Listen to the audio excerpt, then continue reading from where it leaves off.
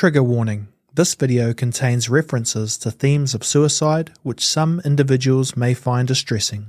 Hope is what it's all about, to be able to give our clients hope. And a lot of that is my work, holding hope for others until they can hold it for themselves, Without hope, if you think this is it, this is my life, and I guess this is where people get into really dangerous, patterns of thought where they think, what's the hope? What's the point? They talk about hopelessness and suicide ideation. That's right. And that is the hopelessness, is that you actually can't see the bigger picture, Sometimes I talk about page one. Like, you're stuck on page one, but it's not the end of the book. Let's work together to turn the page. You are resilient. You are intelligent. You have been through things before. You will get through this with help. Kia ora na katoa, and welcome to Let's Get Pre-Sifik, a podcast focused on providing concepts and tools for the kete, or basket of knowledge, in dealing with suicide prevention through a Pacific lens. My name is Wiriamu, or Will, and I'll be guiding us through open, honest, and sometimes confronting talanoa about improving our mental health. Sharyn Wilson is a counsellor and consultant of Samoan and Scottish descent and works extensively in the area of grief, trauma, and violence. She was born in New Zealand but spent some of her childhood growing up in the Samoan village Fugalei, where she learned the language. She enjoys working with Pasifika clientele, weaving cultural considerations into her therapy. Sharyn is the director of Soul Talk Auckland and is a member of the Pasifika Counsellors Collective. Well, I'm born in New Zealand to a Samoan-born father with Scottish ancestry and to a Palangi mum. But at the age of 7, my family went over to the islands because Dad was a businessman, and we lived there for a couple of years. And we came back here, but the village life never left me, the language never left me. And it's pretty much years later has informed my work that I do. I am a registered counsellor. I work pretty much generally across the board, but I do, with my language experience, have a real niche there in working with Pasifika. So I do a lot of work there, and also I do some consultancy work which I enjoy, and that's helping people that don't know about the culture learn about the culture. So in some ways just empowering therapists who are doing a marvellous job but just may not be aware of some of the factors and cultural impacts that their clients come with.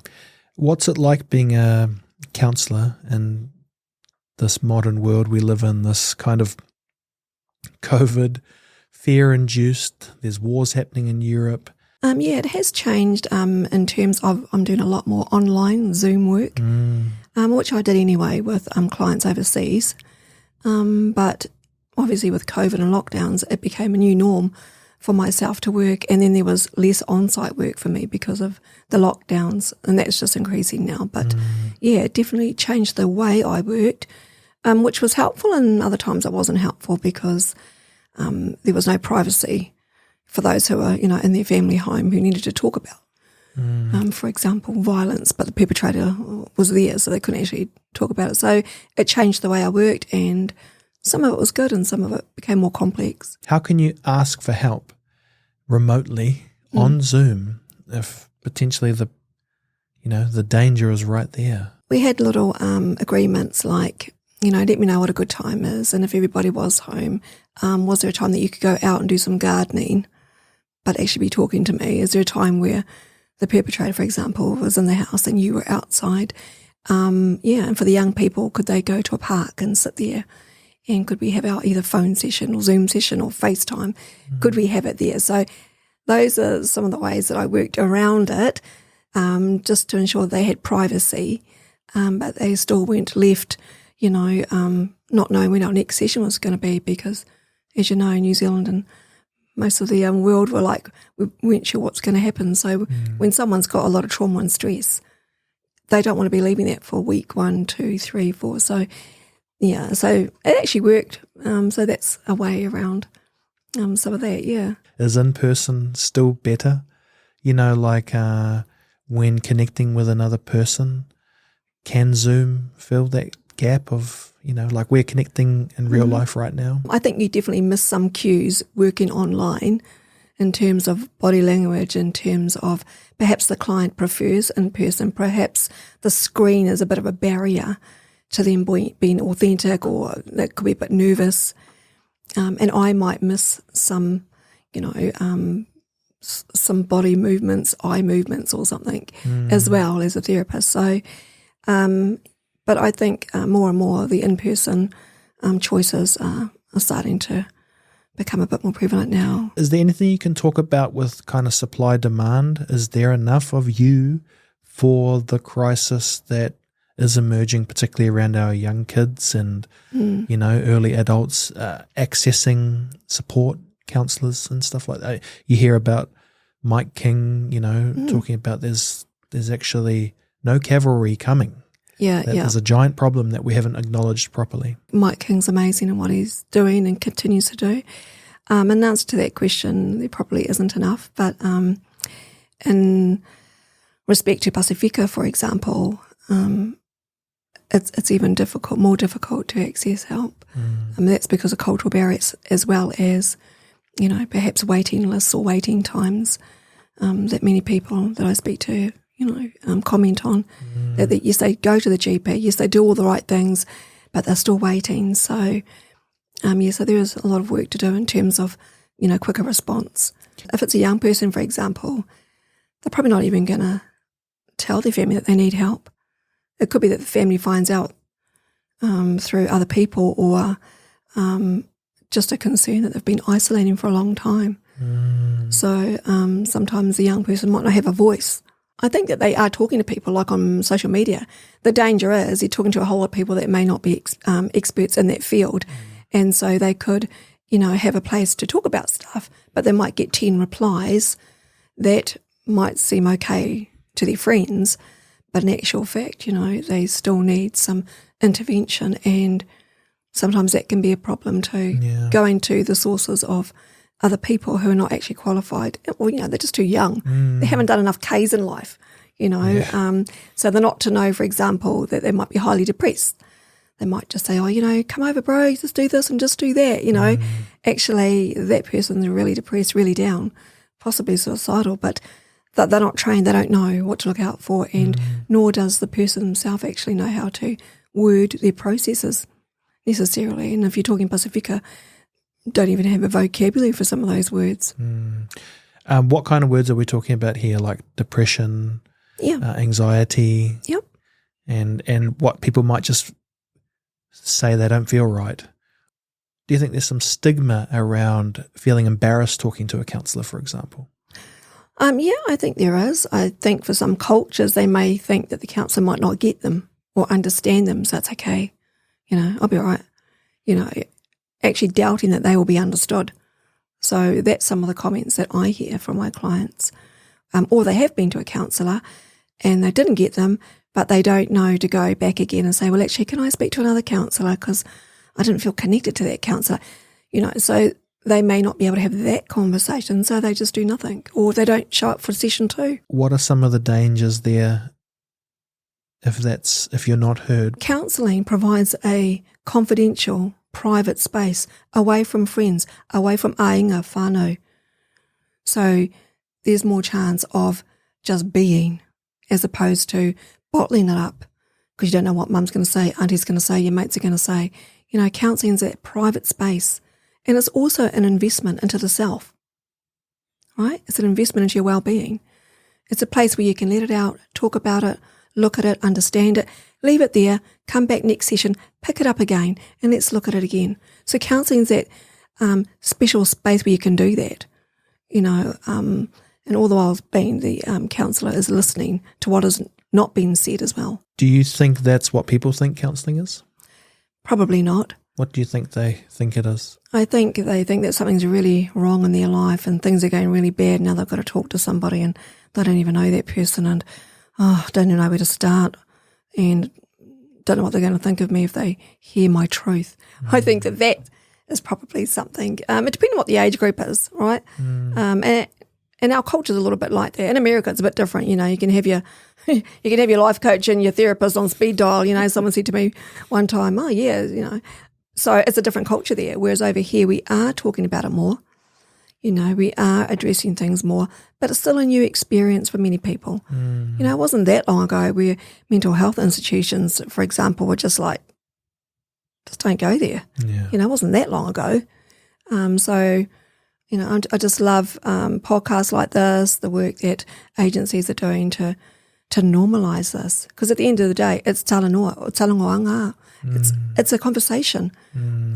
But for Pasifika, conversations are different because we have VARs, we have spaces to consider. We have cultural spaces where we can say some things and not all things. We can talk to some people about some things, and it's tapu to talk to Dad about other things. So, and this is the peculiarity of working with Pasifika, is that yes, while we might whafole le whala or roll the mat out and talk, while we might do that, there's still considerations, cultural considerations to take place here, which don't exist in other cultures. Did these things exist from an Indigenous perspective? Modern world has modern problems. Did the ancient practices, are we missing something? This modern world, is life too quick, or we're not getting time with the wise people? Yeah, definitely. In answer to that question, it has changed. I mean, I remember back in, when I was a child in the islands, every week they would have what they call the Women's Committee, and that's where the woman came around. But that was also an opportunity for the older woman to hold the young babies being born, to advise the younger woman, to, look at someone who wasn't feeling quite well and what's going on. So these were actually conversations and, these were externalizations, if you like, of perhaps what might have been going on in someone. So you had lots of buffers around then. You had the communal response then, the collective response. If you were tired, somebody would take your kid off you and all that sort of thing, while you can go do something else. And they gossip sessions as well. But the point being that they weren't internalising as much. And so it was quite difficult for our Pasifika people coming out to New Zealand and having to stay in the four walls. And the language barrier actually is a true example of you can't externalise because the other Europeans won't understand. Yeah, we have missed out on a lot of that. A lot of those things, I'm quite keen to bring back. And in my therapy, I talk about what I term, natural antidepressants, like, giving your kids coconut oil and telling them to rub your shoulders and, Dad's been working hard, and all these sorts of things, taking your shoes off, walking on the sand, walking on the grass, people hanging up their washing. They don't even do that now. It's all in the laundry. But, these were bite-sized moments of well-being, where they'd be out in the sun and they'd be connecting to the earth as they stood outside and hung up things, or they had their hands in water, which is therapeutic in itself, hand washing a few items. Like, we don't even do that now, So I'm really keen to bring some of what always worked back into our own lives. Yeah. Have rhythms of well-being, even if it's bite-size. Even if it's just filling up the bathtub and soaking, you might not be able to go to the beach, but there's well-being all around us in our homes, our kitchens, another well-being area, cooking, the smell of cooking, the senses, outside the gardens, the earth. So all these things we can actually connect to. And I did a lot of that work through lockdown where people couldn't get out, but they just actually had to use what was in there. So, lots of like little therapy stations dotted all around the home is what I used a lot to connect my clients to, because it's beautiful. Yeah, just to bring down that stress and anxiety. Can we just outline some of those kind of well-being principles that, I like to think it like breadcrumbs, we'll take a bit from here and a bit from there. So is there kind of like your top list of things you can do to be well? Yeah. I think the first thing is to remember that you're valuable. I deserve to eat well. I deserve to drink water and keep myself okay. I deserve to be kind to myself. I deserve that, and even as a nod to, the people that went before us. My grandmother would want me to be well, my dad, all these people in our lives, as an honour to them, to keep myself well. That's one principle there. It's just remembering your value. We live in a life where people have faced a lot of abuse and trauma. Really hard to feel valuable because something, invaluable has happened. Hard to be kind to yourself because something unkind has happened. right?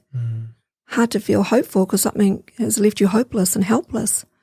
So, we need to acknowledge that, yes, even though this has happened to me, I'm not that, I'm not that person. Even though something shameful has happened to me, for example, I'm not the shame.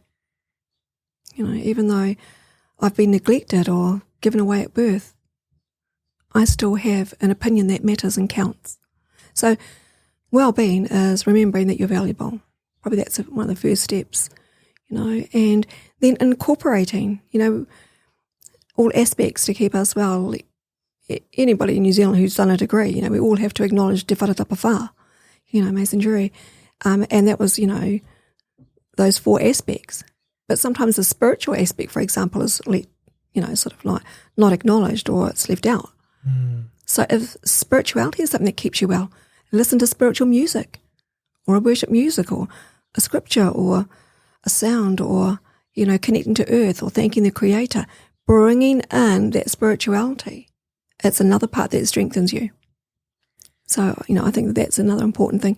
And then also, working on communicating, which is a big one. It's a big one, communicating, because it takes vulnerability. Because I guess when you're going through stress, anxiety, your blood pressure's high because of all of that, you probably want to shut off, don't you? Yeah. You want to protect. The healing is in the opening up. It is. And I think, I would mention to my clients all those things that you just said and say, well, the impact of you not communicating is this. Sometimes people think, it's so hard, but it's already hard. I don't know if I can do this. Well, I don't know if you can do this for much longer. Well, you're telling me that you can't take this much longer. So once again, it's trying to have another thought process along another process that they've got where they might feel like this is the only way or can't do this or, it's too hard. It's already too hard, and for them to think, well, actually, I do need to talk to somebody. And I think talking to somebody like a therapist outside family whānau is a way of not fearing the judgment because I don't actually know this person. So there is a safety aspect in that. I think we should try and outweigh the stigma of I'm embarrassed because you have to kind of admit something's going on. I might be embarrassed because maybe people think, there's a failure aspect to it as well. You can help your client make meaning. Like, how the heck did I get here? Why do I do that, think that, say that, behave like that? What's going on? Where did it come from? And more importantly, what can I do about it now? So that takes a skilled work, right? So it's a bit like if it was your body, if you had a sore arm, I know something's wrong with my arm, but you've got to get it x-rayed. You've got to see what's going on, right? And then you've got to get a professional to look at it. No matter how good your mates are, if they're not surgeons, they can't put that bone back together again. But because our emotions are invisible, right, we're more vulnerable. But once again, it's beneficial to go to somebody who's like, hearing a bit of this, hearing a bit of that, checking in with their story. And do they actually understand their story? Do they know how to make meaning of what's happened to them and why? And of course, hope is what it's all about, to be able to give our clients hope. And a lot of that is my work, holding hope for others until they can hold it for themselves, Hope is something that's not yet happening, but you can see that it can. There's something that tells you this is not it. If you feel like you're in a dark tunnel, it's not like, the light far away is not another train coming for me. It's actually my way out. So hope is a bit like that. Without hope, if you think this is it, this is my life, and I guess this is where people get into really dangerous, patterns of thought where they think, what's the hope? What's the point? They talk about hopelessness and suicide ideation. That's right. You can imagine that, but it's a little bit harder to imagine hope. And I like what you're saying there. It's something that hasn't happened yet. I've had people talk about that they picked something to be hopeful for, even if it wasn't themselves. Yeah. And I don't think people know they can do that. I think, they've forgotten. Yeah. They think it's all about self. And that is the hopelessness, is that you actually can't see the bigger picture. Sometimes I talk about page 1. Like, you're stuck on page 1, but it's not the end of the book. You're just like page 1, like, this is my life. It's like, no. Let's work together to turn the page, You are resilient. You are intelligent. You have been through things before. You will get through this with help. In my room, I have like a little set with rocks and things and a little tānoa, which is like, a Samoan carver bowl. But I use these things to explain that when people are feeling like suicide or feeling that they want to, end their life, they actually want to end the pain. But they think that there's no other way to do this than to get rid of themselves, right? So a lot of my work is separating these issues, opening up hopelessness, right? So that the pain gets smaller and smaller and hope comes more and more towards them and the pain goes further from them, right? Through therapy, through talking about it. Let's look at this. Is it true? I mean, we can't believe all our thoughts because all of our thoughts are not true, So once again, writing up their thoughts. Let's have a look at them. Are they true? Some of them are. Which ones are not true? It's all about turning the voice down. Let's turn the voice down on those lies. Let's turn the volume up about the truth. So that is a work, that therapists can do, that the client themselves, would really battle to try and, unravel all this on their own. And if people aren't trying to unravel it or having help to unravel it, is it a surprise for you that suicide statistics are through the roof? No. Sadly, no. Depending on what's happened to us, in our life, what our histories are, some are more vulnerable than others. Depends where you are on the scale. And we know with Pasifika, there's another element of it's hard to express emotionally lots of times. That's what my clients tell me. Like if your parents told you off about something, I'm from two cultures. My palangi was, I would go, oh, whatever, no, that's what I want to do, that's what I'm doing. On the other side, if someone, was to tell me something and I was looking from a Pasifika lens, I might think what I just said, but I would just go, okay. Oh, yeah, but I'm internalizing like, heck no, I don't want to do that, but I'm not going to say that. So once again, emotionally communicating is not always an easy thing because being brought up from a culture that internalizes, thoughts, sometimes, it's not respectful, you don't do that here, it's not right. Your dad's sitting here, your brother's here, so there's all these complexities that exist. So I think for Pasifika, as well as what you've just mentioned, there's also this added component there, and then spirituality comes in mix. I know a lot of psychologists, who are non-Pasifika, I've had a lot of queries from them, like, what goes on? Like, we've always thought that, when there has been a suicide that's taken place, that the family's got massive network support. They belong to big churches. They belong to. Is that always true? Because we're having our doubts. And, sometimes it's not true because they will define, many Pasifika cultures, for example, in church, would look at that as the ultimate sin, suicide.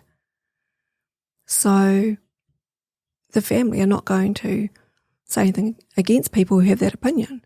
But they would listen to that. They would listen to someone, oh, I can't believe he did that to you, so thoughtless. So, but, the mums will just have to listen to this. Once again, it's a cultural thing because they're coming from the aspect of not caring. It's not that they're not caring, it's just that they are expressing the spiritual belief that they have that this person's tried to take the place of God and determining whether they live or die, right? So because life is sacred. So you've got all these complexities. Thinking you're doing something positive by embracing a more respectful way is also harming if not harnessed properly. The spiritual connections can be good, but they also contribute sometimes. Oh, definitely. Like, like a young person might be feeling really guilty that they even think that, because they've got church tomorrow. And last night they were thinking about this. So that, that struggle, that internal battle, wow, I shouldn't even be thinking that. That is so bad, and yet I am. So, once again, it's finding one person that you can trust, and it might be outside the family, and this is where therapy can help. What if that one person is you right now for people watching or listening? What would you say to them if they either know someone who they suspect is having this kind of these ideations, yeah, or themselves thinking, I got church tomorrow and I'm having these thoughts. Think of somebody that you can trust. If there's somebody that you can trust, if you don't know anybody or if it's too difficult, then, a professional, a doctor, somebody like that, or going in with your friend, if it's a friend who's, going in with your friend to a doctor. There's a saying that says, even the darkest night is followed by the dawn, then the daybreak, then the noonday sun. For anyone who's feeling really hopeless and helpless right now, don't forget that. Yes, you're feeling like that now, but with help, you will get through that darkness. The dawn will break, but it's just a matter of reaching out or telling someone. If you're just too down to tell anybody, then there are numbers that you can call.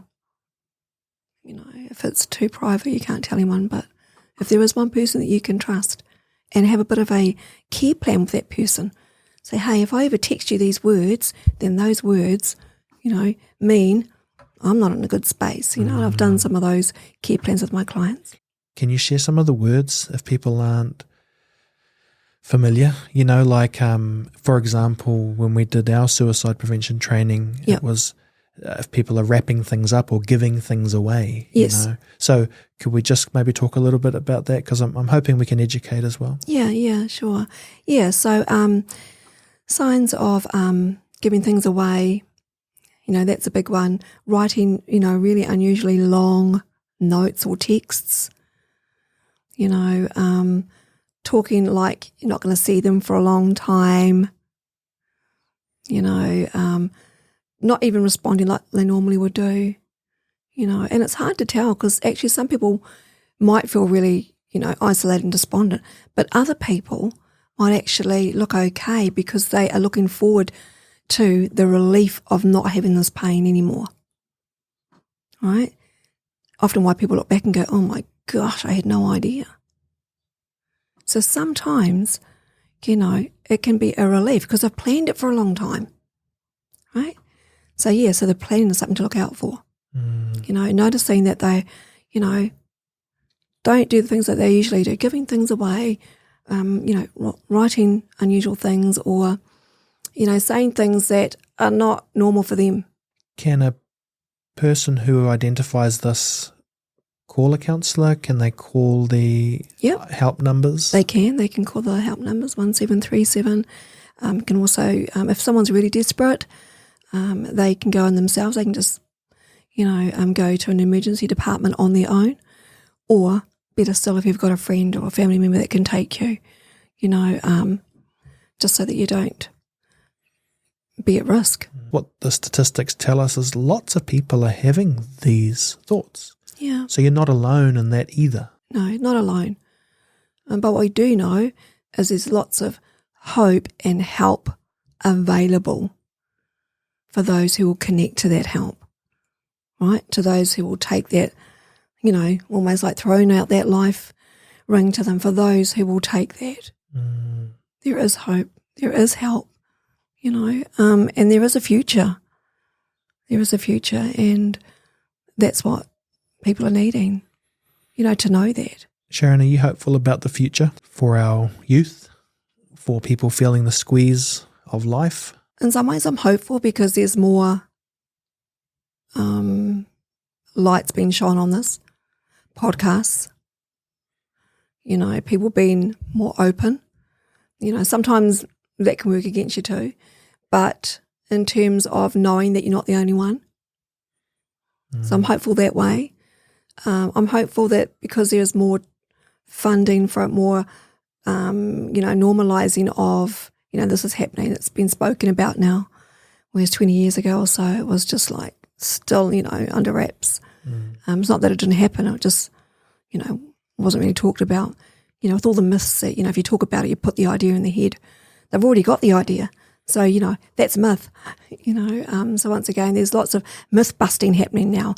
And for that I'm hopeful, and people like Mike King and, those who are out there championing the causes. So, I am hopeful in that way. I'm not saying nor am I minimising those who are suffering right now. But compared to what things would have been like for our young people, so even a couple of decades ago. I am hopeful that more talk, more funding, more knowledge, more meaning-making of this is going to benefit our youth. I know you've done research into family violence. Yep. As well as, I guess, the trauma associated with that. Are these part of the contributing factors towards leading people down a more hopeless mindset, if not dealt with? Yeah, I guess there's an impact for everything. For every trauma, there's an impact. I think with suicide ideation, though, that can be many contributing factors, everything from grief, onwards. So I don't think it would be like an isolated thing, or I don't think violence would be always a common factor in here at all, but it could be part of it. But yeah, so suicide ideation is, quite complex that way. It's very complex as to the why.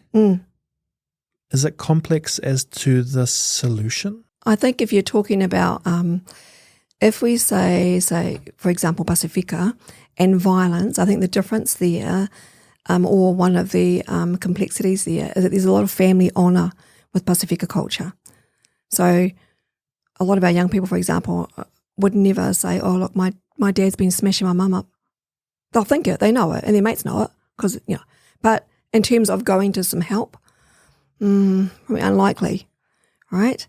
So, but what we do know is that they will, learn from this behaviour, and that behaviour could get them in trouble, and then it could become criminal, and then as a result of the court case, they have to have, group sessions of violence-free training and all this. So they do get it, but they get it because they've had to go this way, this way, this way, this way, this way, right? So it's really important work to try and do earlier on. Because once again, there's lots of family honour. There's lots of protecting mum. There's lots of protecting dad. Dad might be matai, dad, a chief. Dad might be a pastor or somebody standing in the community, right? So these children have to, from these households, have to, really navigate their way through, white clothes in church on Sunday to violence in the home. Like, how do they make sense of that? If we don't break that system of forcing people to internalise where they can't externalise, this is a cause that has an effect. It's a bit like that saying, impression without expression causes depression, right? Because it's in there, it wants to get out, but it's depressed. It takes vulnerability and safety to let somebody unpack your backpack of stuff, but with gentleness and with respect, and with a view to bring a better quality of life that our clients deserve. Yeah, there's hope. Sharyn, we know hope is important because it is the antidote to hopelessness. Personally, where do you find hope? I think hope can be found in remembering some things that give you peace, for example, right? So for a lot of people, it could be music. The lyrics in a song can, minister extreme hope into people. Doing things that have a charitable, theme to it.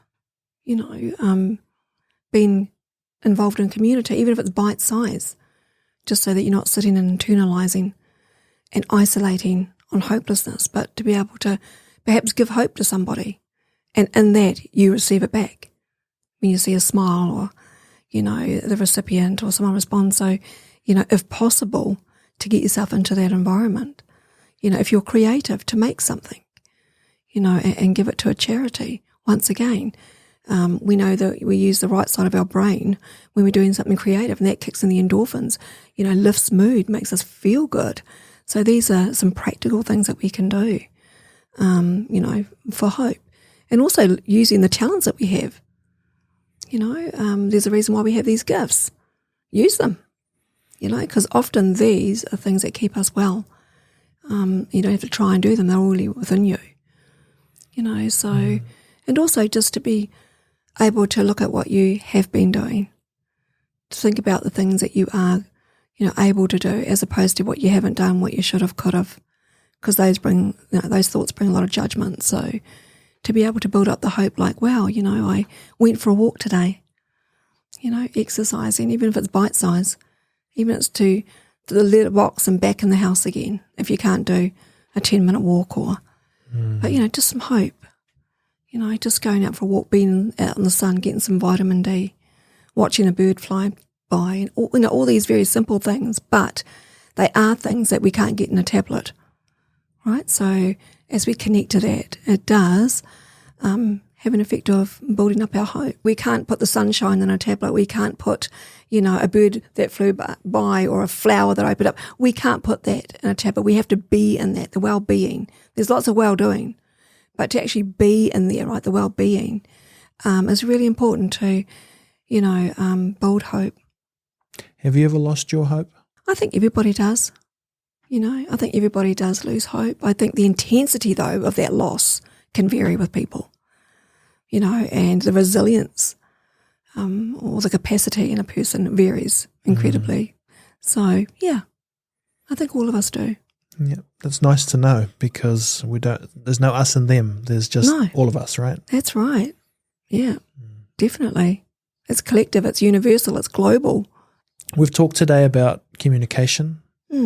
Is there any specific tools that people might be able to use to encourage that communication? Someone who's not used to expressing themselves. Yeah. What can they do to be heard? Something that's really beneficial is to remember that my thought matters, my opinion matters, and I'm allowed to have one. So to give yourself permission, to be part of a conversation, to have a thought, to have a comment, to have a contribution into this and to see the transaction. Because communication is a transaction. You say one thing and someone goes, oh my gosh, I do that too. Or so that transaction you'll miss out on if you think it but you don't share it. But once again, that can also be linked to low self-esteem, neglect. Like it can be the reason for that, multifaceted. So once again, that can be quite a big work in therapy to get someone to that point where they feel valuable enough that they can have an opinion or make a decision or, differ in their thoughts to somebody. What are the common traumas that you see in clients, not being specific, but I guess in general for our Pasifika people? With the generation born here, there's the acculturation that's quite difficult. So that means mum and dad are born in the islands, they are born here, but they have different thought patterns because they're educated here. And they don't have the ability to understand mum and dad sometimes because they haven't observed the culture. They haven't, they don't wake up to it and sleep to it, wake up to it. So they are not actually immersed in everyday life over there. So everything they need to know about that has to be taught, has to be passed on from their parents. Their parents have to become teachers in some respect. And the generation born in the islands differ on that though. They think, no, wait on, you are Samoan, so you should know it. And the younger generation like, oh, well, you tell us because we don't know. Right, so there is there's a little bit of divide there in terms of that cultural divide that happens. So I do a bit of that work with the two different generations, but also grief, and I think COVID really heightened, my clientele in that area of grief because they weren't able to farewell their loved ones. They weren't able to perform cultural traditions and customs around death, funeral rites and ceremonies. So that was a big one. Having to watch something live streamed as opposed to actually being there. So that was very difficult and still is. So yeah, I think grief has been, one of the biggest traumas that I've been dealing with lately. Yeah, as well as violence. Can we talk about violence for a second? Yeah. I guess because you talked about kind of generationally, it's viewed different. Legally, it's different now. I guess if you're someone experiencing violence, would you have any ways to help them see through that? Whether even if someone's watching and they are the person doing the violence as opposed to receiving that violence, that family violence. Yeah. I think the first thing is to acknowledge is violence is never okay, right? So it's not okay ever. But what I do encourage our Pasifika people to do is align yourself to the cultural knowledges and truths that you know. For our older communities, remember things like whaaaloalo, respect. Remember, the gifts of mercy, justice, peace, spirituality, love, all these things that they know about. I say to Matai, chief, community leaders, you know about all these things. You know them because you are our teachers.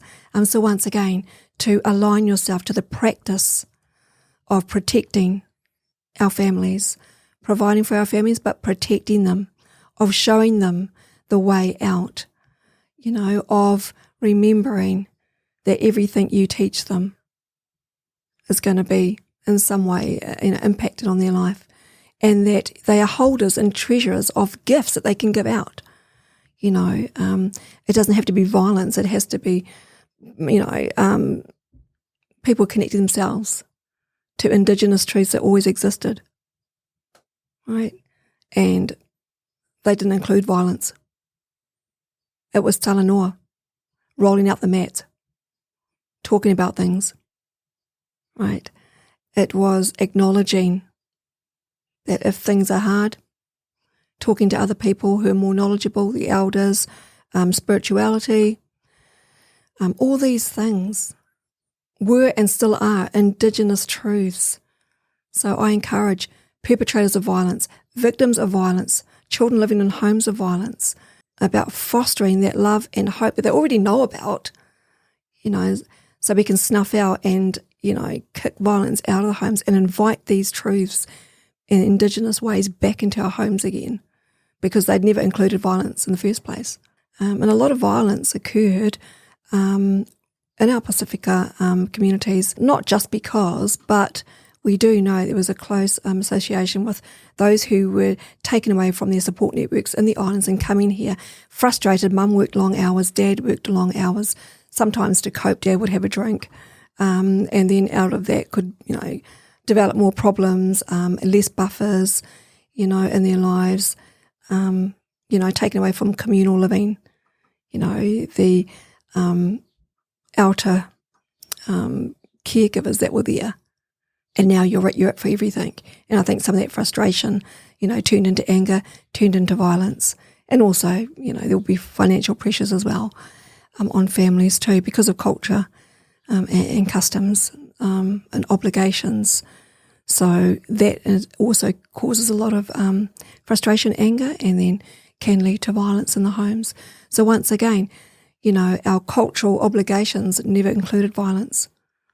It was never meant for us to obtain money this way and that way and that way and then get so frustrated and get angry that we start to... It wasn't even designed to do that back in the day. It was the first fruits of our land from the sea, gifts, it was fine mats, it was all these things. And yes, it's changed because now the generations have moved away across the moana and living in a country where they don't have access to that.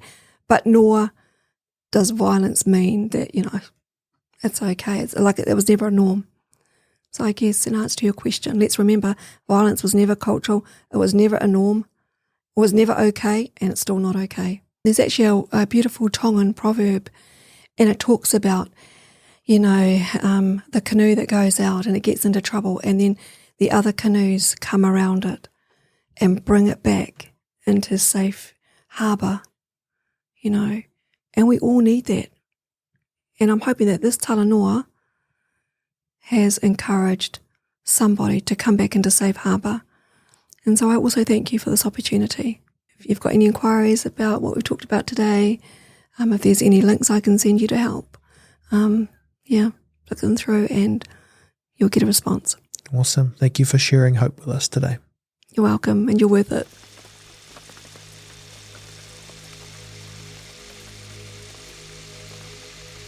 If you think you or someone you know may be at immediate risk, call 111 or connect to the following services to get help. Text the Need to Talk Helpline on 1737. Call the Depression Helpline on 0800 111 757 or text 4202. If you would like more information on suicide prevention training and education, visit Leva on www.leva.co.nz. More support numbers are available in the show's description.